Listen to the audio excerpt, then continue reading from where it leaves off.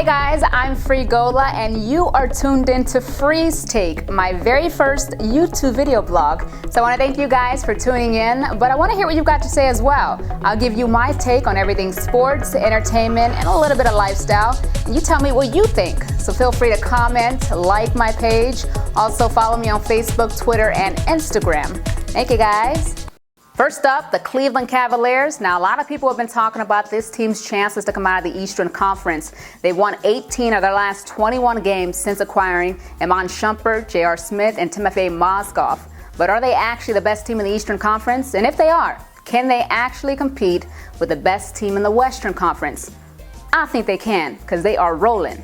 No doubt LeBron James is still the best player in the NBA, and now he's playing alongside the best sidekick he's ever had. No, I'm not saying Kyrie Irving is better than Dwayne Wade, but what I am saying is that Kyrie Irving is a better complement to LeBron James than Dwayne Wade ever was. Neither LeBron or Wade were great at moving without the ball, so a lot of times what you saw is LeBron take the forefront and be the first option, and Dwayne Wade take a back seat and be devalued a little bit. But now you got Kyrie Irving alongside LeBron James, and it's two complementary players that really work well together. LeBron can dribble the ball as much as he wants, and Kyrie Irving can spot up and be a three-point shooter or be a perimeter shooter, something he's really good at. He can also be a playmaker and initiate the offense. More importantly, he moves without the ball, so he doesn't need the ball in his hands to make plays happen. Now, I think Mozgov is the best piece the Cavs acquired this year. He gives them a bit of an offensive edge, but more importantly, he gives the Cavs what they so badly needed prior to the trade, a defensive anchor. Now they've got a center who's solid and consistent and can protect the paint.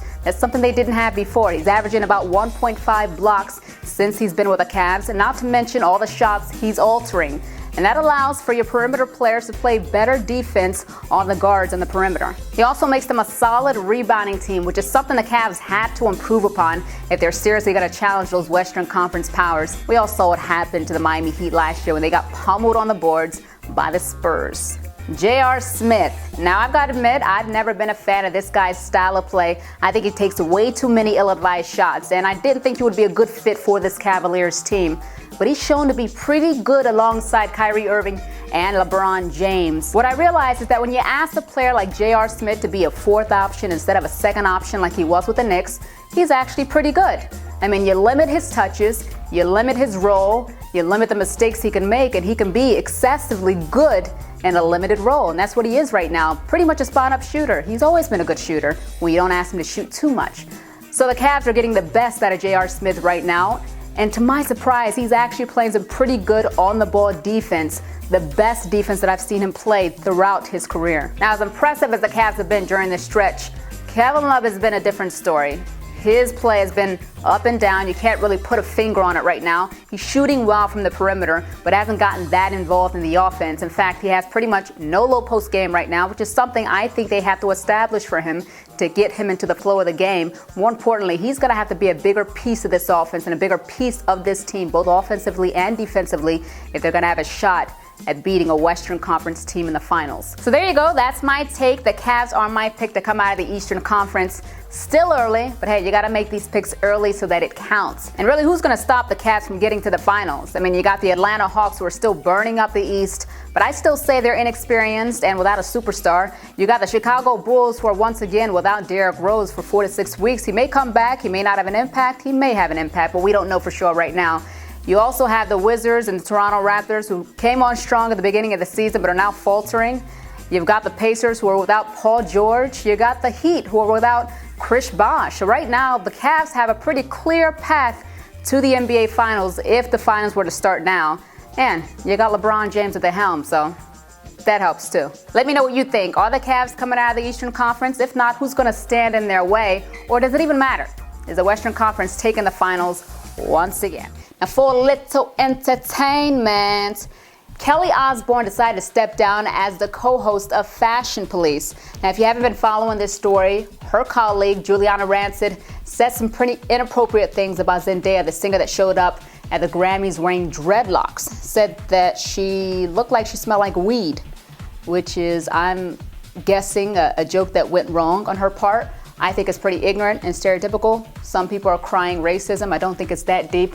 But Kelly seems to think it's that deep because as soon as Zendaya responded to Juliana's comments, Kelly hopped on Twitter and said, I don't condone these comments. I am not racist.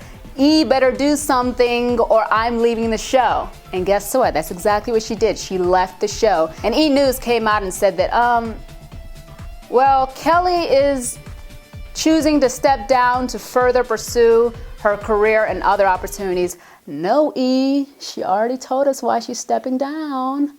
Because she's not racist. Pretty much throwing Juliana under the bus. I mean, here's my take.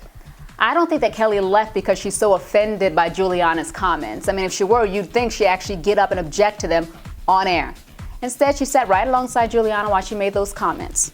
But what I do think is that Kelly is using this situation as an out. I mean, I don't think she wants to be a part of Fashion Police anymore.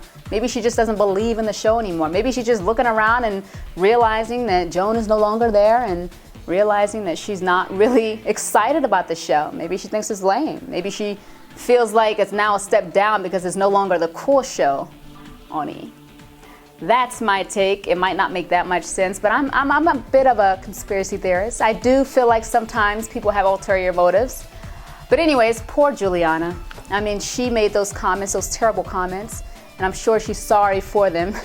I'm still laughing at the fact that they made her do like a public service announcement to apologize to Zendaya and anyone else that was offended. I mean, come on now. Anyways, that's my take. Hope you guys tune in and chime in. Let me know exactly what you think and we can start a conversation.